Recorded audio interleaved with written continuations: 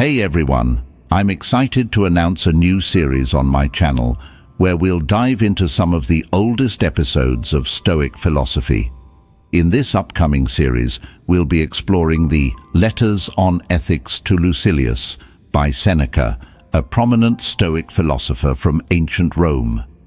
Seneca's letters are a treasure trove of wisdom, offering timeless advice on how to live a virtuous and fulfilling life. We'll be breaking down all the letters in the book, making them super easy to understand and apply in our modern, everyday lives. We're starting with the first 10 letters, and I promise each one is packed with valuable insights. So make sure to watch the videos all the way through to catch all the great benefits each letter offers. If you find this series helpful and enjoyable, please hit the like button, comment, keep going below, and don't forget to subscribe and hit the notification bell to stay updated with new episodes. Let's dive into the wisdom of Seneca together and discover how his ancient teachings can still guide us today. Letter 1. Taking charge of your time. Seneca's wisdom for the modern world. In Letter 1 of Letters on Ethics, Seneca opens with a powerful call to action. Gather and guard the time that until now was being taken from you, or was stolen from you, or that slipped away. He emphasizes the urgency of taking control of one's time, highlighting its fleeting nature and the shame of losing it through negligence. He argues that we often squander our time on distractions, idleness, and inattention, leading to a life lived on autopilot, where we are not truly present. Seneca's words resonate deeply with our modern lives, where we are constantly bombarded with stimuli and distractions, making it easy to lose sight of what truly matters. All right, folks, let's have a real talk about time. Not clock time or daylight savings time, but the kind of time that matters most, your life's time. We're not just talking about schedules and to-do lists, although those can be helpful. We're talking about the deeper philosophical question of how we use our limited time on this planet. The time warp. Ever feel like time is slipping through your fingers like sand? One minute you're young and carefree, the next you're staring down the barrel of middle age, wondering where all the years went. It's like we're caught in some kind of time warp, where the days drag on, but the years fly by.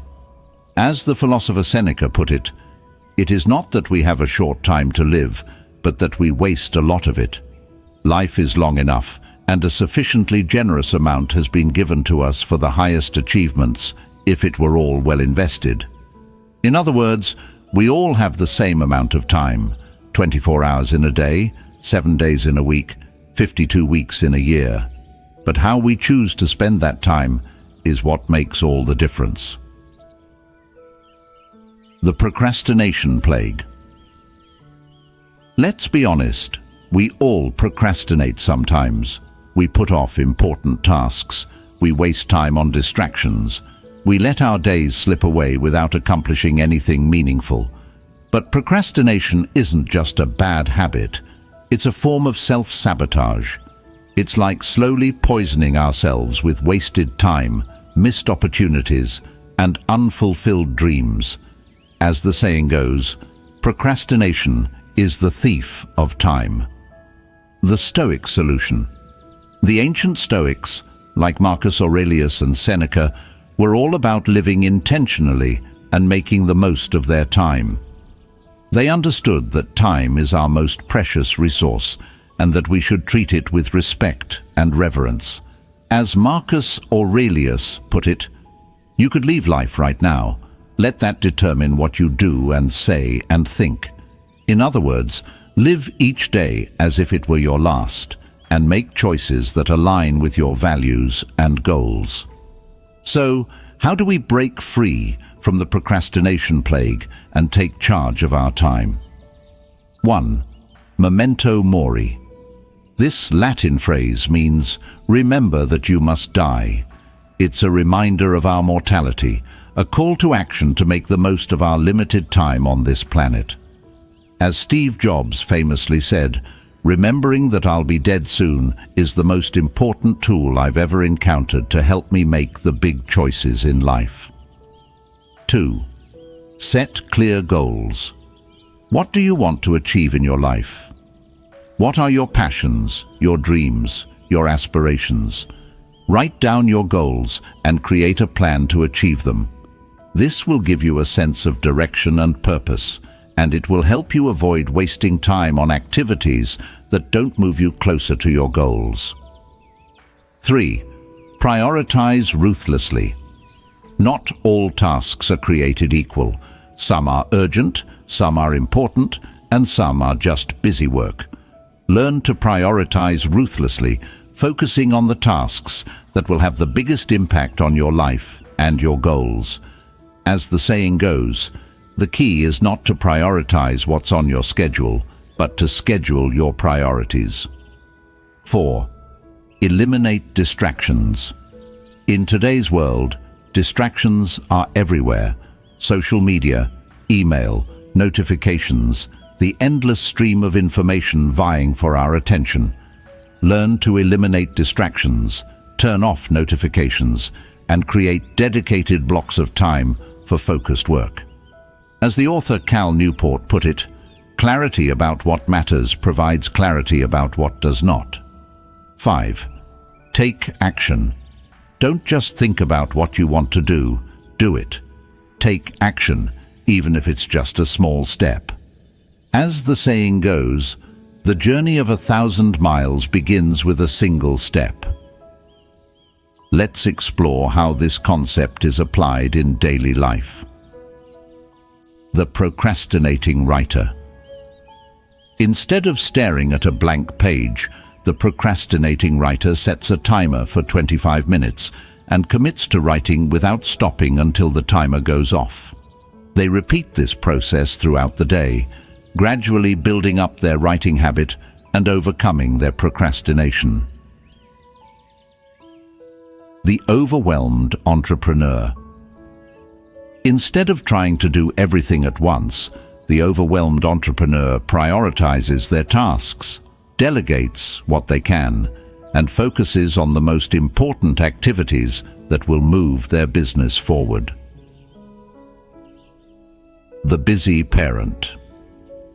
Instead of feeling guilty about not having enough time for themselves, the busy parent carves out small pockets of time throughout the day for self-care. A few minutes of meditation, a quick walk around the block, or a cup of tea in silence. The bottom line. Time is our most precious resource. It's the one thing we can never get back. By embracing the memento mori philosophy, setting clear goals, prioritizing ruthlessly, eliminating distractions, and taking action, we can take charge of our time and create a life that's truly our own. As the philosopher Seneca said, "Life is long if you know how to use it." Letter 2. A beneficial reading program. Feed your brain, not just your Instagram feed. In Letter 2 of Letters on Ethics, Seneca delves into the significance of a well-structured reading program, emphasizing the importance of quality over quantity and the need for focused engagement with a limited number of authors. He begins by cautioning against the wayward and unstable nature of reading too many authors and different types of books, highlighting the need to stick with a few trusted writers to gain lasting knowledge. All right, folks, let's talk about reading. Not the kind of reading you do on your phone while waiting in line or scrolling through endless social media feeds. We're talking about deep, meaningful reading that nourishes your mind, expands your horizons, and challenges you to think differently. The information overload. In today's world, we're drowning in information. We're constantly bombarded with headlines, tweets, and clickbait articles. But how much of this information is actually valuable? How much of it sticks with us and makes a lasting impact on our lives? As the philosopher Seneca put it, be careful, though, about your reading in many authors and every type of book. It may be that there is something wayward and unstable in it. You must stay with a limited number of writers and be fed by them if you mean to derive anything that will dwell reliably with you. In other words, don't just read anything and everything. Be selective, be intentional, and choose books that will nourish your mind and soul. The mental buffet. Think of reading like a buffet. You wouldn't just pile your plate with random food and hope for the best, would you? No, you'd carefully select the dishes that appeal to you, the ones that you know will satisfy your hunger and nourish your body. The same goes for reading. Don't just read whatever's trending or whatever your friends are reading. Choose books that challenge you, that make you think, that spark your curiosity. Read books that are outside your comfort zone, that expose you to new ideas and perspectives. The ancient wisdom. The ancient philosophers understood the power of reading. They saw it as a way to connect with the greatest minds of the past, to learn from their wisdom, and to expand their own understanding of the world. As the philosopher Seneca put it, read always from authors of proven worth, and if ever you are inclined to turn aside to others, return afterward to the previous ones. Obtain each day some aid against poverty, something against death, and likewise against other calamities. And after you have moved rapidly through many topics, select one to ponder that day and digest. In other words, read the classics, the books that have stood the test of time. But don't just read them passively. Engage with them, question them, and apply their lessons to your own life. Your personalized reading prescription. 1. Choose your mentors. Who are the authors, thinkers, and creators that inspire you? Make a list of your mental mentors and start exploring their work. 2. Diversify your diet. Don't just stick to one genre or subject matter. Read fiction and non-fiction, history and science, philosophy and poetry. Expand your horizons and challenge yourself to think differently. 3. Read deeply, not widely. It's better to read a few books deeply than to skim through a dozen books superficially.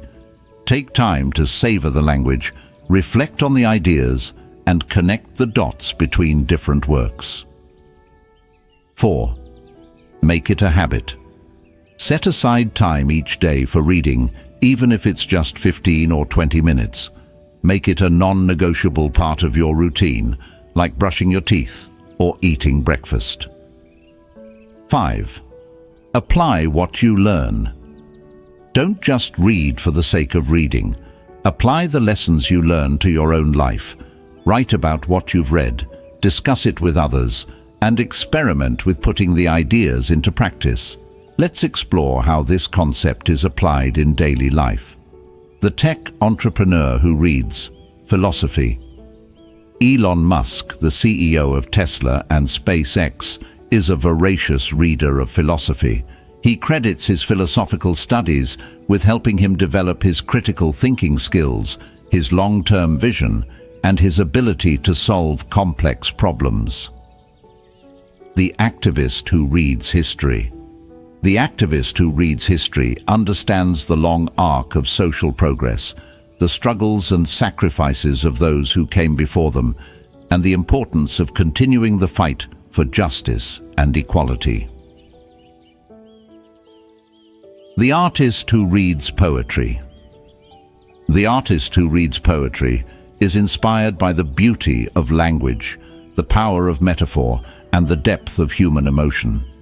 They use their reading to fuel their own creativity and to express themselves in new and innovative ways. The bottom line. Reading is not just a pastime or a way to pass the time. It's a powerful tool for personal growth, self-discovery, and intellectual development. By choosing your mentors, diversifying your diet, reading deeply, making it a habit, and applying what you learn, you can unleash the full potential of your mind and create a life that's rich in knowledge, wisdom, and meaning. As the philosopher Seneca said, "The mind that is not cultivated is not worth living." Letter 3.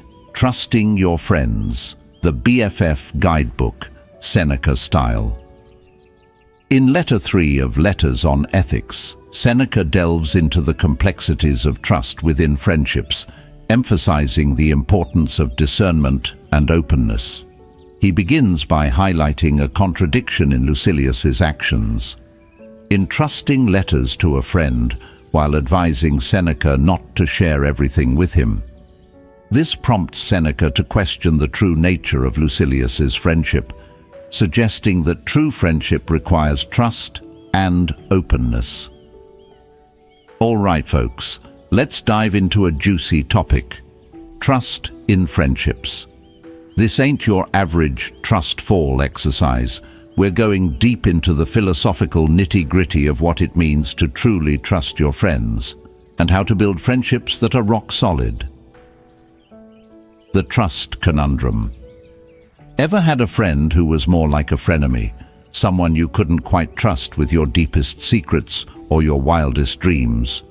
Or maybe you've been that friend, hesitant to open up and let someone in. Trust is a tricky thing. It's essential for healthy relationships, but it's also vulnerable to betrayal, disappointment, and hurt feelings. As the philosopher Aristotle said, "Wishing to be friends is quick work, but friendship is a slow ripening fruit." Seneca's wisdom on trust. The ancient Stoic philosopher Seneca had some pretty strong opinions about trust in friendship. He believed that true friendship is based on mutual respect, honesty, and a willingness to be vulnerable with each other. As Seneca put it, consider every question with a friend, but first, consider the friend. After you make a friend, you should trust him, but before you make a friend, you should make a judgment. In other words, don't just blindly trust anyone who calls themselves your friend. Take the time to get to know them, assess their character, and see if your values align. But once you've decided to trust someone, do so wholeheartedly. Building a trusting friendship, your BFF bootcamp. 1. Choose wisely. Don't just be friends with anyone. Surround yourself with people who lift you up, inspire you, and challenge you to be a better person. As the saying goes, you are the average of the 5 people you spend the most time with. 2. Be honest, even when it hurts. Honesty is the foundation of trust. Be truthful with your friends, even when it's difficult or uncomfortable. But be kind and compassionate in your delivery. As the philosopher Immanuel Kant said, truthfulness in statements which cannot be avoided is the formal duty of an individual to everyone, however great may be the disadvantage accruing to himself or to another. 3. Be vulnerable. True friendship requires vulnerability. Share your thoughts, your feelings, your fears, and your dreams with your friends. Let them see the real you, not just the polished facade you present to the world. As the vulnerability researcher Brené Brown put it, vulnerability is not weakness, it's our greatest measure of courage. 4. Keep your word. If you say you're going to do something, do it. Be reliable, dependable, and trustworthy. As the saying goes, actions speak louder than words. 5. Forgive, but don't forget. Everyone makes mistakes. If a friend hurts you, try to forgive them. But don't forget what happened. Learn from the experience and use it to strengthen your friendship. Let's explore how this concept is applied in daily life. The workplace. BFFs. Two colleagues who started as acquaintances gradually build a strong friendship based on mutual respect, trust, and a shared passion for their work. They support each other through career challenges, celebrate each other's successes, and offer honest feedback when needed. The childhood friends. Two childhood friends who grew up together maintain their close bond, even as their lives take them in different directions. They make an effort to stay in touch, visit each other whenever they can, and always pick up right where they left off, no matter how much time has passed. The online community. A group of people who met online through a shared interest or hobby form a strong virtual community based on trust, mutual support, and a shared sense of purpose.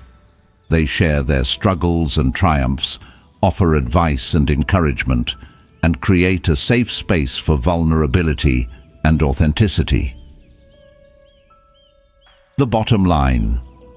Trust is the glue that holds friendships together. It's not something that happens overnight, but it's something that can be cultivated through honesty, vulnerability, reliability, forgiveness, and a shared commitment to growth and well-being. As the philosopher Seneca said, "He is my friend. Why should I hold back my words in his presence? When I am with him, why is it not as if I am alone?"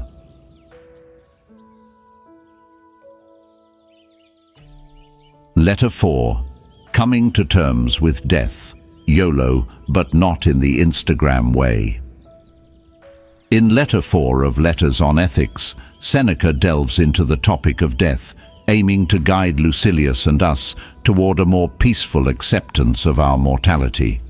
He begins by emphasizing the importance of perseverance in the pursuit of wisdom, suggesting that a settled and flawless mind brings a unique kind of joy, distinct from the fleeting pleasures of the material world.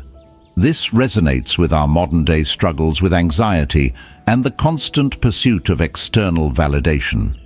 We often find ourselves chasing after the next promotion, the latest gadget, or the approval of others, only to find that these things do not bring lasting happiness.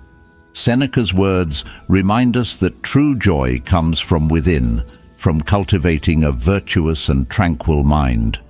All right, folks, let's chat about something that tends to give everyone the heebie-jeebies: death. Yeah, I know, it's not the most uplifting topic, but it's a universal truth that we all have to face sooner or later, and the way we approach death can have a major impact on how we live our lives. The dreaded D word. Death is the ultimate taboo. We avoid talking about it. We pretend it won't happen to us. We do everything we can to distract ourselves from its inevitability. But all that denial and avoidance doesn't make death go away.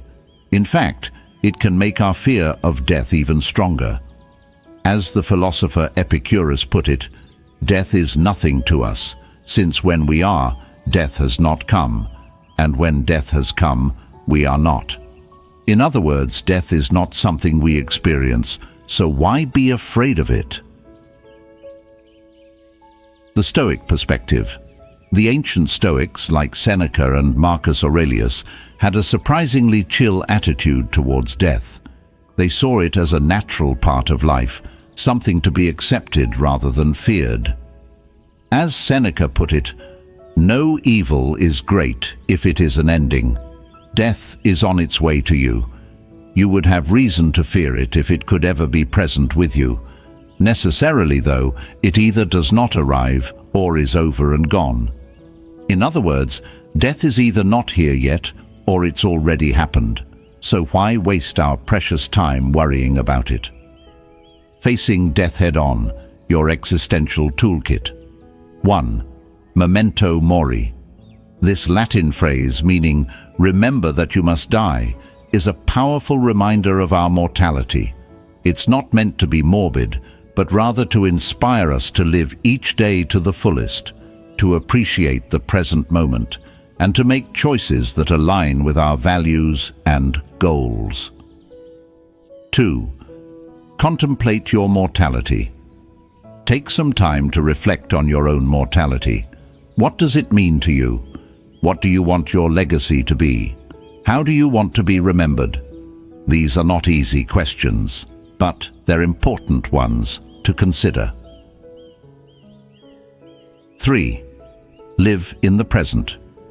Don't get so caught up in the past or the future that you forget to live in the present. As the saying goes, yesterday is history, tomorrow is a mystery, but today is a gift. That's why it's called the present. 4. Embrace the unknown. Death is the ultimate unknown. We don't know what happens after we die, and that can be scary, but it can also be liberating. By embracing the unknown, we can let go of our fear of death and live more fully in the present. 5. Find meaning and purpose. What gives your life meaning?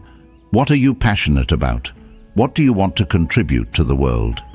By finding meaning and purpose in your life, you can face death with a sense of peace and acceptance.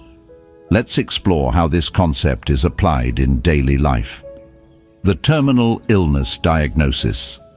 A person who receives a terminal illness diagnosis might initially experience shock, denial, and anger. But as they come to terms with their mortality, they might also experience a newfound appreciation for life, a deeper connection with their loved ones, and a desire to make the most of their remaining time. The near-death experience. People who have had near-death experiences often report a profound shift in their perspective on life and death. They might become less materialistic, more focused on relationships, and more committed to living a life of purpose. The aging gracefully. People who age gracefully don't cling to their youth or fear the aging process. They embrace each stage of life, find joy in the present moment, and look forward to the wisdom and perspective that come with age. The bottom line. Death is not something to be feared, but something to be embraced as a natural part of life. By remembering our mortality, contemplating our existence, living in the present, embracing the unknown, and finding meaning and purpose, we can overcome our fear of death and live more fully, more joyfully, and more authentically. As the philosopher Seneca said, "Let us prepare for death, even before we prepare for life." Letter 5. Our inward and outward lives. In Letter 5 of Letters on Ethics, Seneca discusses the distinction between our inward and outward lives, emphasizing the importance of aligning our external actions with our inner values and beliefs. He begins by acknowledging that while appearances may deceive, our true character is revealed in our actions. He states, "Our outward lives may be adorned with the trappings of success, but our inward lives are the true measure of our worth." This resonates with our modern obsession with social media, where we often curate a carefully crafted image of ourselves, showcasing our achievements, possessions, and experiences. Yet, behind the filtered photos and curated captions, our true selves may be struggling with insecurities, anxieties, and unfulfilled desires.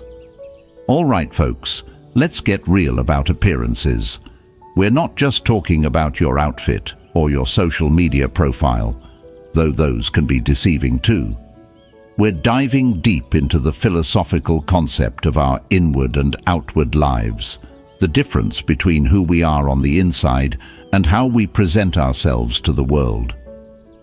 The facade of perfection.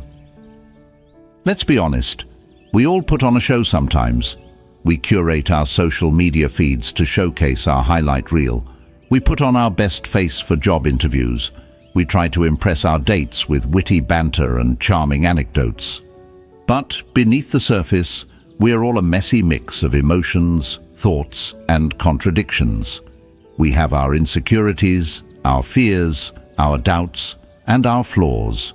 And sometimes, the gap between our inward and outward lives can feel like a chasm. As Shakespeare put it in Hamlet, all the world's a stage, and all the men and women merely players. But we could also say, all the world's a social media feed, and all the men and women merely influencers. The Stoic Mirror.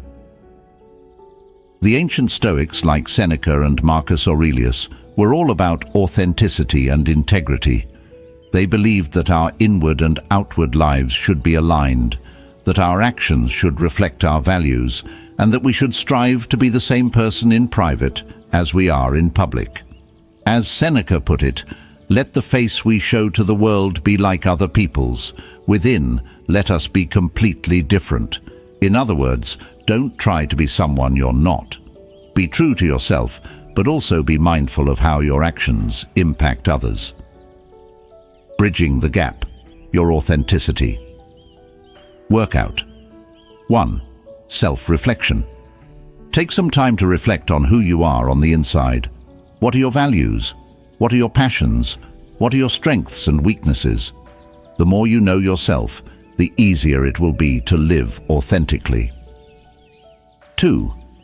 Mindful living. Pay attention to your thoughts, your emotions, and your actions. Are they aligned with your values? Are you being true to yourself? Are you living in a way that you can be proud of? 3. Honest communication. Be honest with yourself and with others. Don't be afraid to express your true feelings, your doubts, and your vulnerabilities. As the vulnerability researcher Brené Brown put it, vulnerability is the birthplace of love, belonging, joy, courage, empathy, and creativity. 4. Alignment of actions and values. Strive to live in a way that's consistent with your values. Don't just talk the talk, walk the walk. As the saying goes, actions speak louder than words. 5. Embrace imperfection. No one is perfect. We all have flaws and make mistakes. Embrace your imperfections as part of what makes you human. As the Japanese concept of wabi-sabi teaches us, there is beauty in imperfection. Let's explore how this concept is applied in daily life. The Instagram influencer. An Instagram influencer who appears to have a perfect life struggles with anxiety and depression behind the scenes. They decide to open up about their struggles on social media, sharing their vulnerabilities and connecting with their followers on a deeper level. The corporate executive. A corporate executive who feels trapped in a life of superficiality and materialism decides to quit their job and pursue their passion for environmental activism. They start a non-profit organization, live a simpler life, and find true fulfillment in making a positive impact on the world. The stay-at-home parent. A stay-at-home parent who feels invisible and undervalued starts a blog to share their experiences, connect with other parents, and advocate for the importance of caregiving. They discover a new sense of purpose and community through their writing. The bottom line. Your inward life is your true self, your essence, your soul. Your outward life is your presentation to the world, your mask, your persona. By aligning your inward and outward lives, you can live a life of authenticity, integrity, and true happiness. As the philosopher Seneca said, "What good is it to me if my outward life is better than my inner life? If I am unhappy, it does not matter how rich I am." Letter 6. Intimacy within friendship, going deeper than your newsfeed. In Letter 6 of Letters on Ethics, Seneca discusses intimacy within friendship, emphasizing the importance of mutual trust and shared experiences. He begins by describing his own transformation through philosophy and expresses his desire for a deeper connection with Lucilius based on honorable intentions. He believes that true friendship can withstand any challenge, as friends share not only their joys, but also their burdens and trials.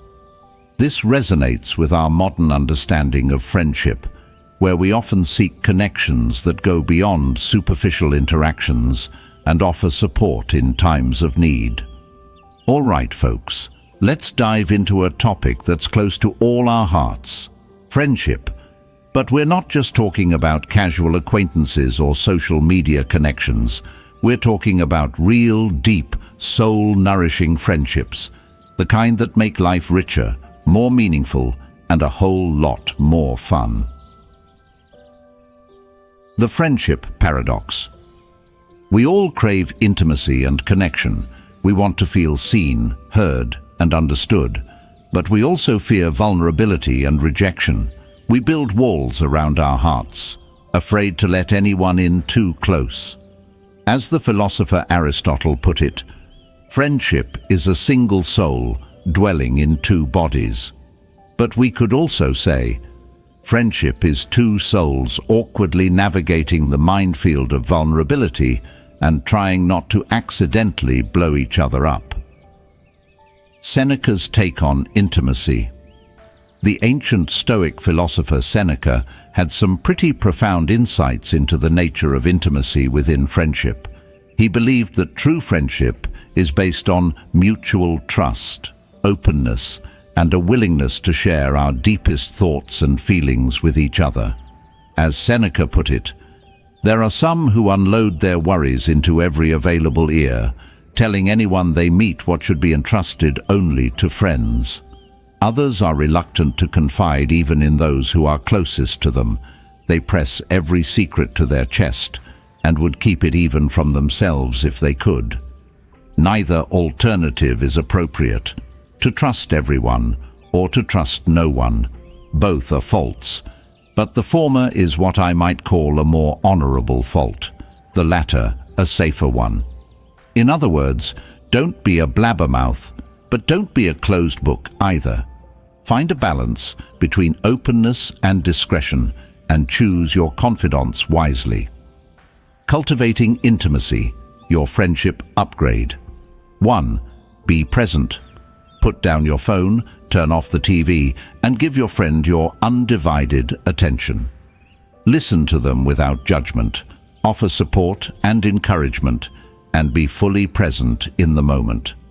As the mindfulness teacher Thich Nhat Hanh put it, the most precious gift we can offer anyone is our attention. 2. Share your true self. Don't be afraid to let your friend see the real you, your quirks, your flaws, your vulnerabilities. Authenticity is the key to building deep, meaningful connections.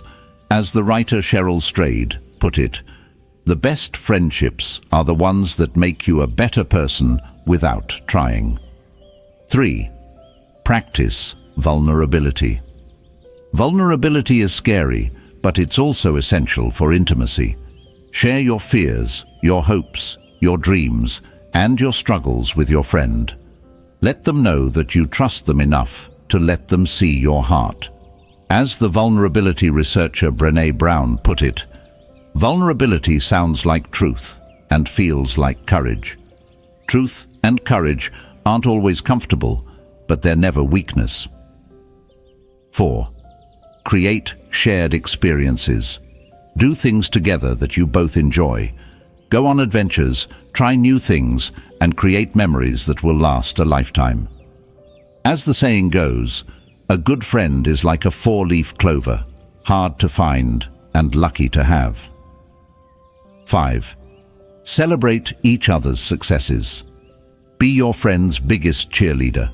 Celebrate their successes, big and small. Offer support and encouragement when they're struggling. As the author Maya Angelou put it, a friend may be waiting behind a stranger's face, Let's explore how this concept is applied in daily life. The college roommates. Two college roommates who initially had nothing in common gradually develop a close friendship through shared experiences, late-night conversations, and mutual support.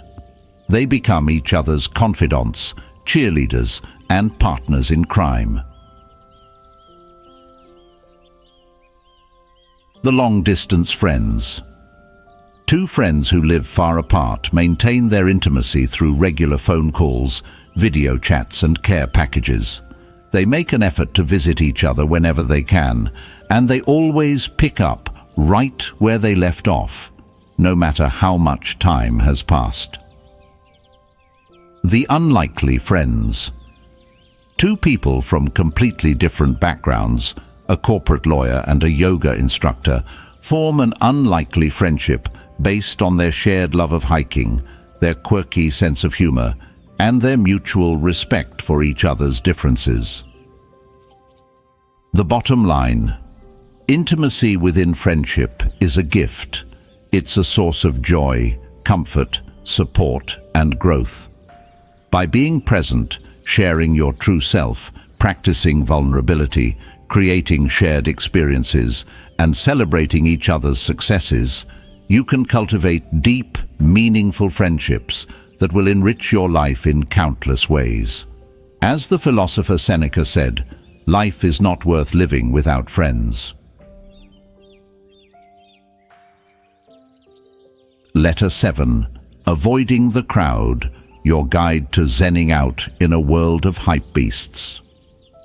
In Letter 7 of Letters on Ethics, Seneca explores the potential dangers of crowds and their negative influence on personal growth. He begins by admitting his vulnerability to the crowd's influence, saying, "Never do I return home with the character I had when I left." He likens the experience to a recovering patient exposed to harmful elements, suggesting that crowds can disrupt our tranquility and hinder our progress toward virtue. All right, folks, let's talk about crowds. And no, I'm not talking about that awesome concert you went to last weekend or the epic sports game you watched with your buddies. We're diving into the philosophical side of crowds, the kind that can be toxic, draining, and downright harmful to your mental and emotional well-being. The herd mentality. Humans are social creatures, no doubt about it. We crave connection, belonging, and a sense of community.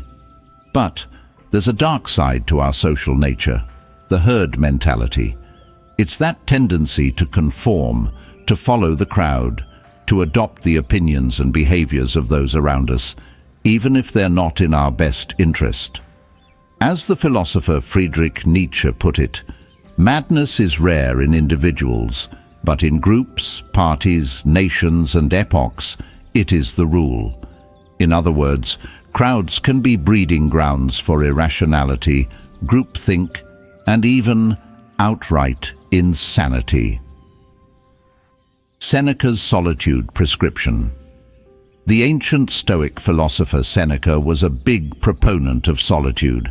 He believed that spending time alone, away from the noise and distractions of the crowd, was essential for self-reflection, personal growth, and inner peace. As Seneca put it, "There is no enjoying the possession of anything valuable without a companion, but all the same, the more the crowd presses in on you, the greater the danger. Nothing is as ruinous to good character as sitting around at some spectacle, for then vices more easily creep in." In other words, don't let the crowd dictate your values, your choices, or your happiness. Take some time for yourself, disconnect from the noise, and reconnect with your own inner wisdom.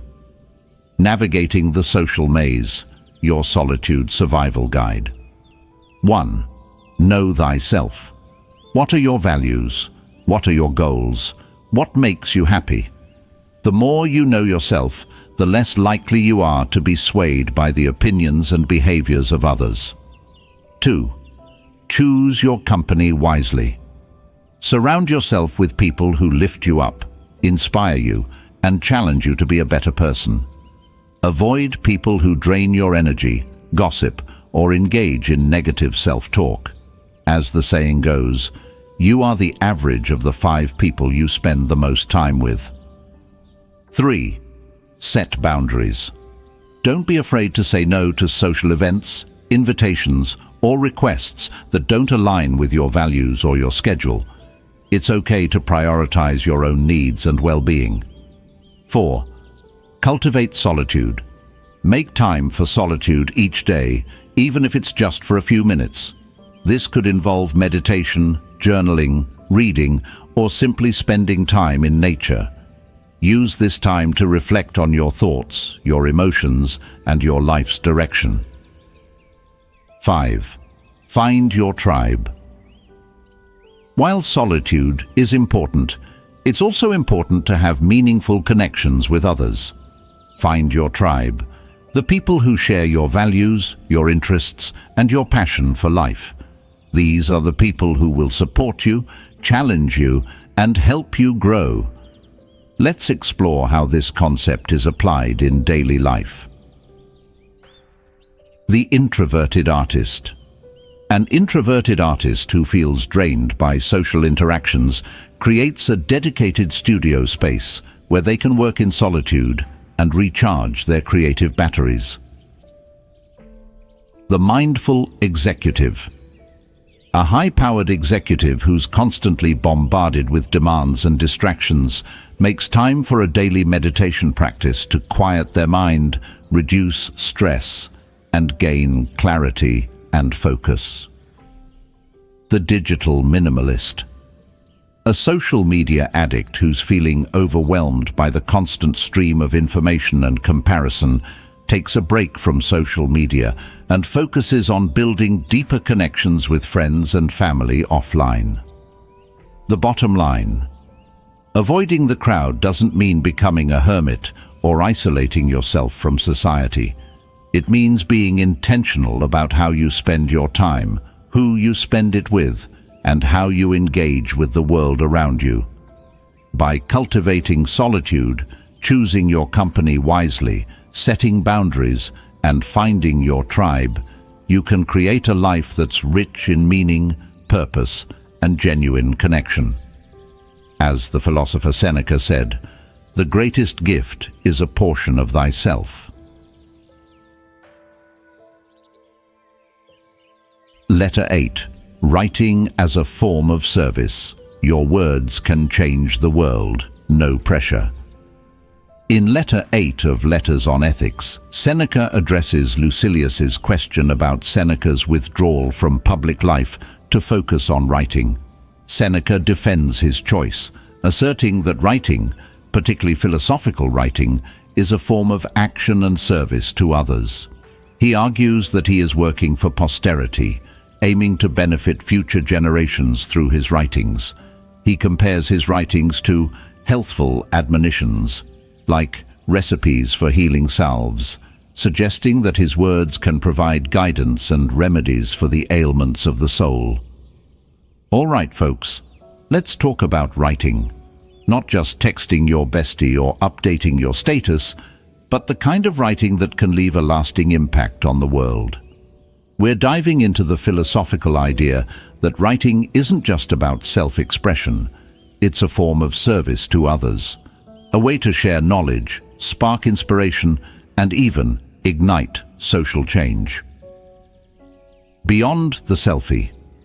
In today's world, we're constantly bombarded with self-focused content, selfies, personal blogs, and social media posts that revolve around our own lives and experiences. But what if we could shift our focus outward, using our words to connect with others, share valuable insights, and make a positive impact on the world? As the philosopher Cicero put it, the cultivation of the mind is as necessary as food to the body. And writing is one of the most powerful tools we have for cultivating our own minds and the minds of others. Seneca's service-oriented scribbling. The ancient Stoic philosopher Seneca believed that writing was a way to give back to society, to share his knowledge and wisdom with others, and to leave a lasting legacy for future generations. As Seneca put it, I am committing to the page some healthful admonitions, like the recipes for useful salves. I have found these effective on my own sores, which, even if not completely healed, have ceased to spread. The right path that I myself discovered late in life when weary from wandering, I now point out to others. In other words, Seneca saw his writing as a form of medicine, a way to heal the wounds of the soul and guide others towards a more virtuous and fulfilling life. Your words as a gift, your writing toolkit. 1. Write with purpose. Don't just write for the sake of writing. Have a clear purpose in mind, to inform, to inspire, to persuade, to entertain, or to simply connect with others. As the author Maya Angelou said, there is no greater agony than bearing an untold story inside you. 2. Share your knowledge and experience. What have you learned in your life? What experiences have shaped you? What insights can you offer to others? Don't be afraid to share your knowledge and experience through your writing. As the saying goes, knowledge is power, but sharing knowledge is empowering. 3. Find your voice. Your writing should reflect your unique personality, your perspective, and your passions. Don't try to imitate others or follow the latest trends. Be yourself and let your authentic voice shine through. As the writer Ralph Waldo Emerson put it, to be yourself in a world that is constantly trying to make you something else is the greatest accomplishment. 4. Write for a wider audience. Don't just write for yourself or your close circle of friends. Share your writing with the world. Publish it online, submit it to magazines or journals, or simply share it with people who might find it helpful or inspiring. As the writer Anne Lamott put it, bird by bird, buddy. Just take it, bird by bird. 5. Use your words for good. Words have power. They can uplift, they can motivate, they can heal, and they can even change the world. Use your words for good. Write about the issues you care about, advocate for the causes you believe in, and inspire others to take action. As the activist and writer Audre Lorde said, your silence will not protect you. Let's explore how this concept is applied in daily life. The blogger who empowers women. A woman who struggled with body image issues starts a blog to share her journey to self-acceptance and to empower other women to love their bodies. Her writing resonates with thousands of readers, creating a community of support and inspiration. The journalist who exposes corruption. An investigative journalist uncovers a government scandal and writes a series of articles that expose the truth and hold those in power accountable. Their writing sparks public outrage and leads to meaningful reforms. The teacher who inspires students.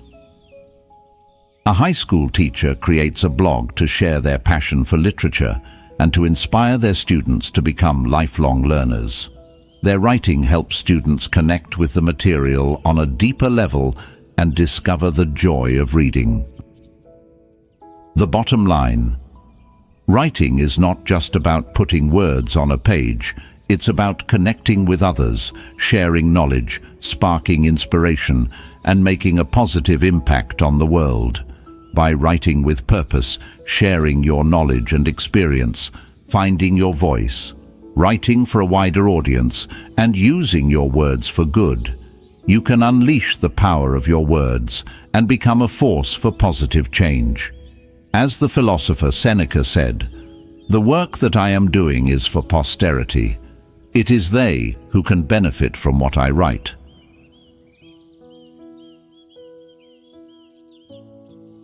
Letter 9. Friendship and self-sufficiency, your ride-or-die crew without the drama. In Letter 9 of Letters on Ethics, Seneca explores the relationship between friendship and self-sufficiency, a topic that has been debated among philosophers for centuries. He begins by addressing a criticism raised by Epicurus against the Stoic idea that a wise person is self-sufficient and therefore doesn't need friends. Seneca clarifies the Stoic position, stating that while a wise person can indeed be content with themselves, they still desire and value friendship. All right, folks, let's dive into a topic that's as old as philosophy itself: friendship. But we're not just talking about casual acquaintances or social media buddies. We're talking about deep, meaningful connections that can weather life's storms and make you a better person. And we're also going to tackle a seemingly contradictory idea: self-sufficiency. Can you be a lone wolf and still have a pack? Let's find out. The friendship conundrum. We all crave connection. We want to belong, to be loved, to have people in our corner. But we also want to be independent, self-reliant, and capable of standing on our own 2 feet. So how do we balance these two seemingly opposing desires? Aristotle, that wise old Greek dude, said, "Man is by nature a social animal." But he also said, "The ultimate value of life depends upon awareness and the power of contemplation rather than upon mere survival." So, which is it? Are we meant to be social butterflies or solitary contemplatives? Seneca's wisdom on friendship and self-sufficiency. Seneca, the Stoic philosopher, had some pretty rad ideas about this whole friendship versus self-sufficiency thing. He believed that true friendship is not about dependency or neediness, but about mutual respect, admiration, and a shared pursuit of virtue. As Seneca put it, "It is possible for one who is self-sufficient to pursue friendship, not as the foolish do, in order to have someone to sit by him when he's ill or in prison or in want, but so that he may himself take his turn at watching over a sick friend, or going into exile with him, or ransoming him from captivity."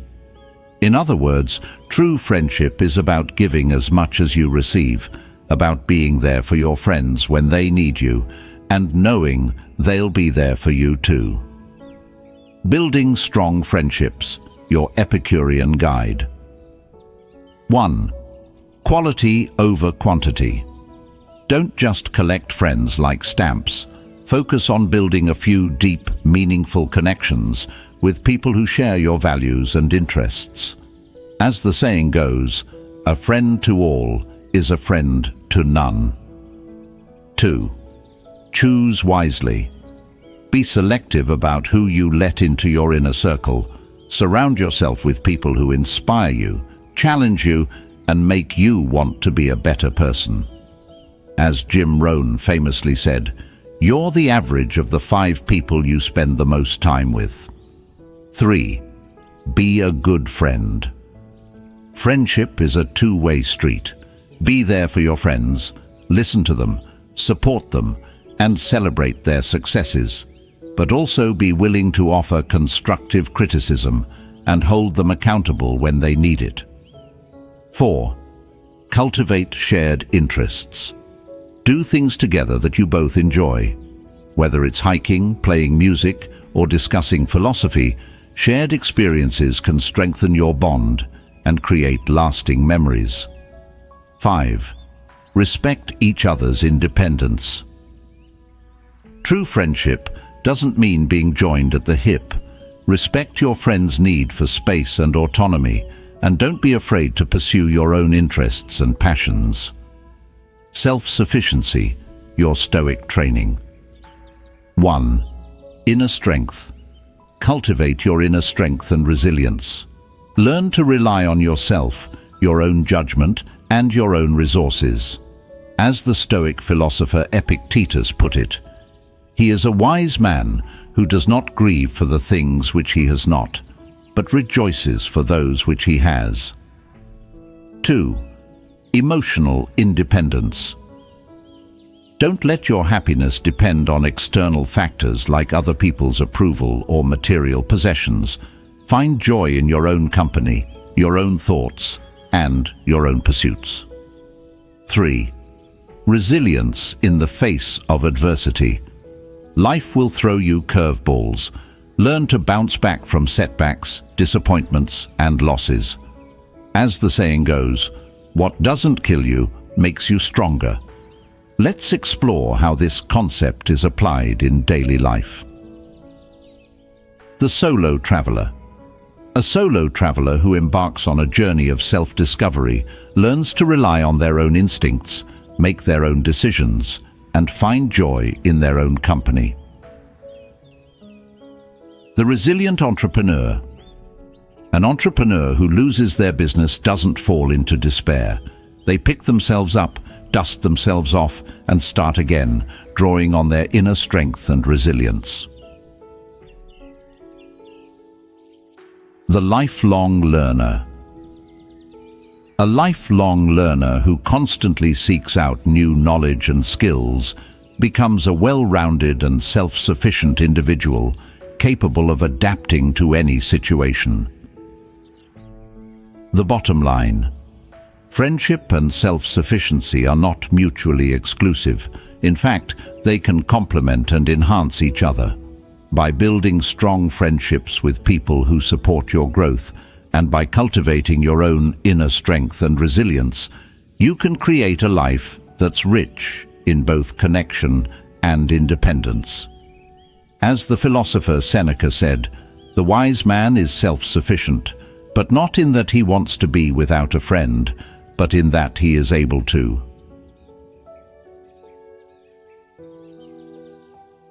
Letter 10. Communing with oneself. Your brain's not a frat house. Keep it classy. In Letter 10 of Letters on Ethics, Seneca emphasizes the importance of self-reflection and introspection. He begins by reiterating his advice to Lucilius to avoid crowds, and even the company of a few, suggesting that solitude can be beneficial for self-improvement. He then shares an anecdote about Crates, a cynic philosopher, who warned a young man walking alone that he was talking to a bad person. This anecdote serves as a reminder that our inner dialogue can be just as influential as the company we keep. All right, folks, let's talk about something we all do, but rarely give enough credit to: hanging out with ourselves. No, we're not talking about Netflix binges or scrolling through social media, although those can be fun in moderation. We're talking about real, deep, soul-searching introspection, the kind that can lead to self-discovery, personal growth, and a whole lot of inner peace. The inner sanctuary. Think of your mind as a sanctuary, a place where you can retreat from the noise and chaos of the world. It's a place where you can reflect on your thoughts, your feelings, your values, and your goals. It's a place where you can connect with your true self, the part of you that's often drowned out by the demands and distractions of everyday life. As the philosopher Marcus Aurelius put it, nowhere can man find a quieter or more untroubled retreat than in his own soul. But in today's world, our inner sanctuaries are under attack. We're constantly bombarded with information, notifications, and social media updates. We're always connected, always on, and always plugged in. It's no wonder we feel stressed, anxious, and disconnected from ourselves. The philosophical recharge. The ancient philosophers like Socrates and Seneca understood the importance of introspection. They saw it as a way to examine our beliefs, challenge our assumptions, and cultivate wisdom and virtue. As Socrates put it, the unexamined life is not worth living.